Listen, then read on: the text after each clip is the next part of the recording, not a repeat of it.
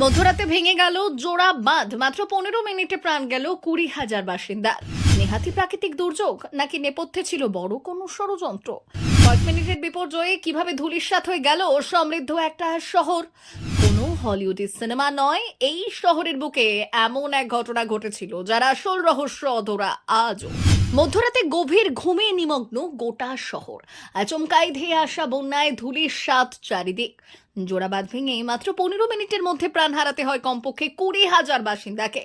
বিশ্বের ইতিহাসের অন্যতম ভয়ঙ্কর এই বিপর্যয়ের দায় শুধুই কি প্রকৃতির, নাকি নেপথ্যে রয়েছে বড়সড় ষড়যন্ত্র?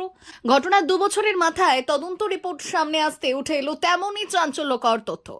খনিজ সম্পদের সমৃদ্ধ দেশ উত্তর আফ্রিকার লিবিয়া 2023 সালের সেপ্টেম্বরে জোড়া নদীবাঁধ ভেঙে ভয়াবহ প্লাবনের মুখে পড়ে দেশটির পূর্বাঞ্চলীয় শহর দেরনা। বন্যার প্রকোপে রাতারাতি মানচিত্র থেকে ধুয়ে মুছে সাফ হয়ে যায় গোটা এলাকা। ভূমধ্যসাগরের কোলে অবস্থিত দেরনা শহরের বুক চিরে বয়ে গিয়েছে ওয়াদি দেরনা নদী। প্রতি বছর বৃষ্টি হলেই ওই এলাকায় দেখা দিত ভয়াবহ বন্যা। ফলে প্লাবন ঠেকাতে জোরালো হতে থাকে বাঁধ তৈরির দাবি। 1960-এর দশকে প্রথমবার নদীর ওপর 2টি বাঁধ তৈরির পরিকল্পনা নেয় লিবিয়ার সরকার। দীর্ঘ সমীক্ষার পর ঠিক হয় নদীর ওপরের দিকের অববাহিকায় থাকবে একটি বাঁধ, অন্যটি তৈরি করা হবে শহরের ঠিক মুখে। অবশেষে 1977 সাল নাগাদ বাঁধ নির্মাণ সম্পন্ন হলে কিছুটা হলেও স্বস্তি ফেরে শহরের বাসিন্দাদের মধ্যে। ফি বছর ভয়াবহ বন্যার হাত থেকে রক্ষা পায় দেরনা। 2023 সাল নাগাদ ঘূর্ণিঝড় ড্যানিয়েলের প্রভাবে প্রবল বৃষ্টিপাত শুরু হয় লিবিয়ার বিস্তীর্ণ অঞ্চল জুড়ে, যার ফলে কয়েক ঘন্টার মধ্যেই ফুলে ফেঁপে উঠতে থাকে নদী। 3 কোটি ঘনমিটার অতিরিক্ত জল জমা হয় নদীতে, ফুঁসে ওঠে নদীর ধাক্কায়। প্রথমে ভেঙে যায় উচ্চ অববাহিকার আল বিলাদ বাঁধ, এরপর গতি বাড়িয়ে নিচের আবু মনসুর বাঁধের দিকে ধাবিত হয় বিপুল জলরাশি।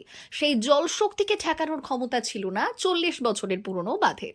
প্লাবনের এক ধাক্কাতেই তাসের ঘরের মতো ভেঙে পড়তে শুরু করে গোটা শহর।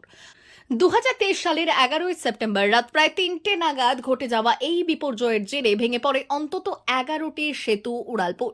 নিখোঁজ হন কয়েক হাজার বাসিন্দা। রাষ্ট্রপুঞ্জের পরিসংখ্যান অনুযায়ী এই বিপর্যয়ের কারণে প্রাণ হারাতে হয়েছে 11,300 জনকে।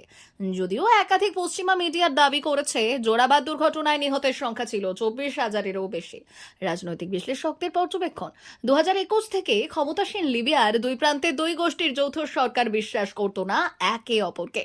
ভবিষ্যৎ সংঘাতের কথা ভেবেই দুপক্ষই টাকা সরাতে শুরু করে সরকারি কোষাগার থেকে, যার ফলে বাঁধ সংস্কারের জন্য প্রয়োজনীয় অর্থ বরাদ্দ হওয়ার পরেও হয়নি কাজ। এমনকি ড্যানিয়েলকে নিয়েও দেরনার বাসিন্দাদের কোনো সতর্ক বার্তাও দেননি আবহাওয়া দপ্তর।